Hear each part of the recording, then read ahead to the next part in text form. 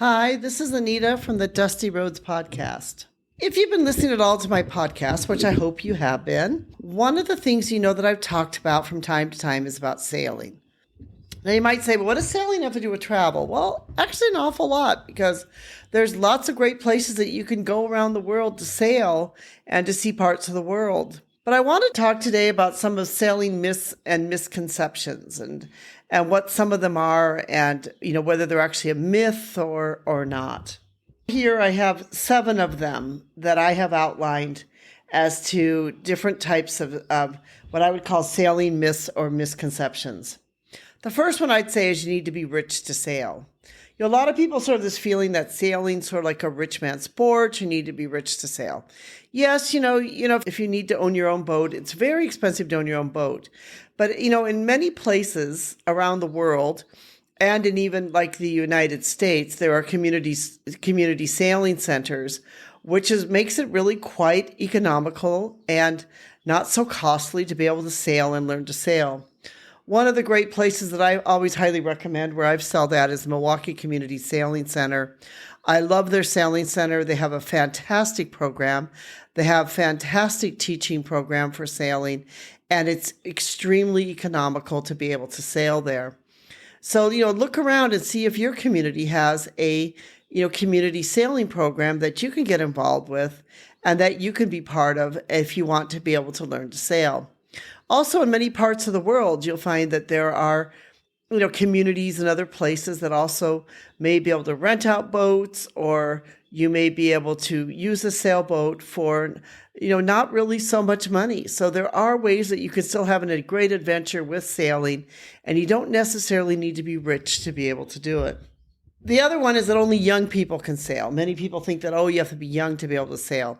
Of course, it helps to be young to do a lot of things. When we were all younger, we were able to do a lot of things. Maybe we didn't have some of the fears that we have now, but many older people can still sail. I sailed with a woman who was 87 years old in the Milwaukee Community Sailing Center who continues to sail, and she, in fact, sails more hours per summer than anyone else does and is one of the best sailors around because she really, really knows what she's doing.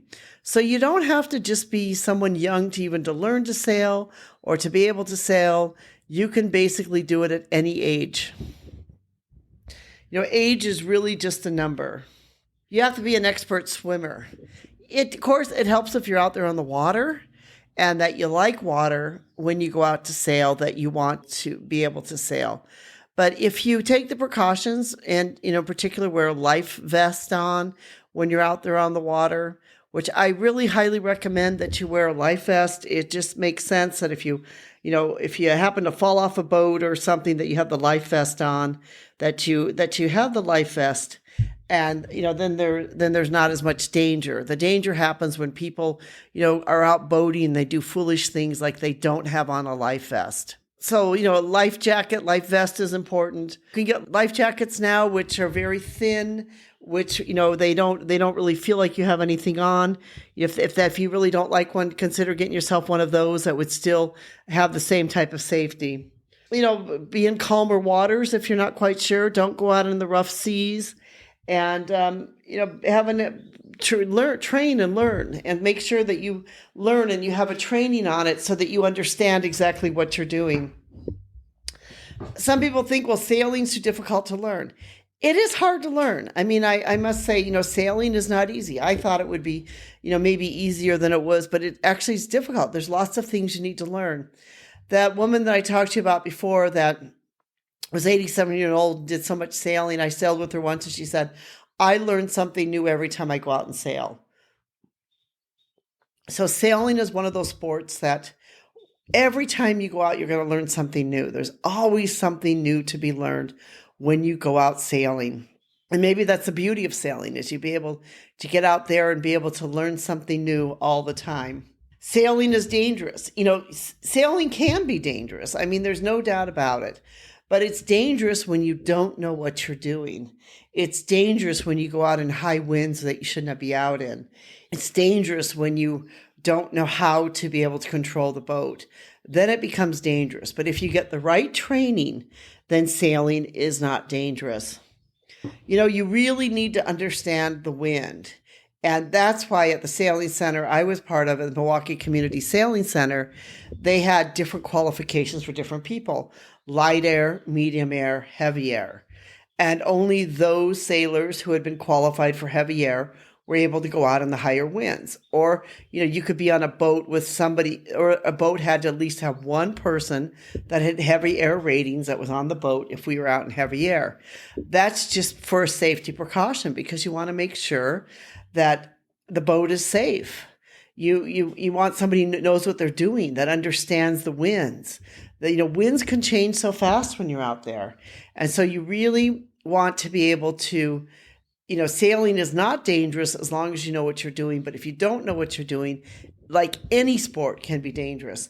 When I lived in Hong Kong, many times during the typhoon, when there was a big typhoon coming, some idiots would decide that they needed to go out windsurfing in the weather because the wind was so good. And, many of them ended up dead because of the fact that they were making foolish decisions like that. Yes, if you make foolish decisions like that, you could end up in trouble. But if you are cautious, if you're well trained, and if you know what you're doing, then you should be safe. Sailing requires lots of physical strength. There is some physical strength required in it, but there's a lot more modern equipment these days that make it easier. Lots of teamwork involved. The boats that I sailed required teams. You can choose a type of sailing that will fit your fitness level. I've sailed with people that had 2 prosthetic legs that were able to still sail. So really, sailing is, there's many different type of people are able to sail. There's all types of fitness levels which are involved. I've sailed with people that, like I said, had, physical disabilities that were still able to go out and sail. So that's one of the great things about sailing, is the ability that it has for all people of all levels to be able to enjoy it.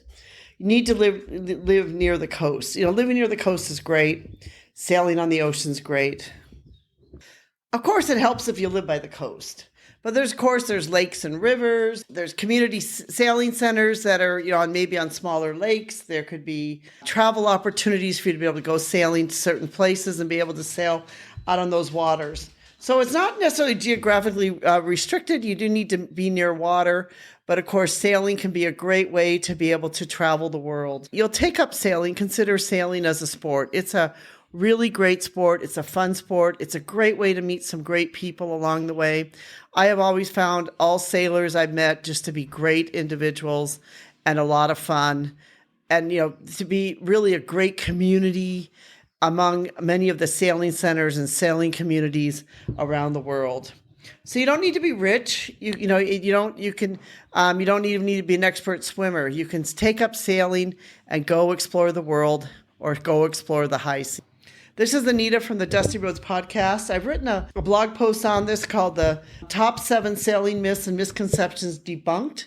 If you're interested, we hope that you'll read our blog post, and that if you have any questions or comments, we'd sure love to hear from you. We are thankful for you, our listeners.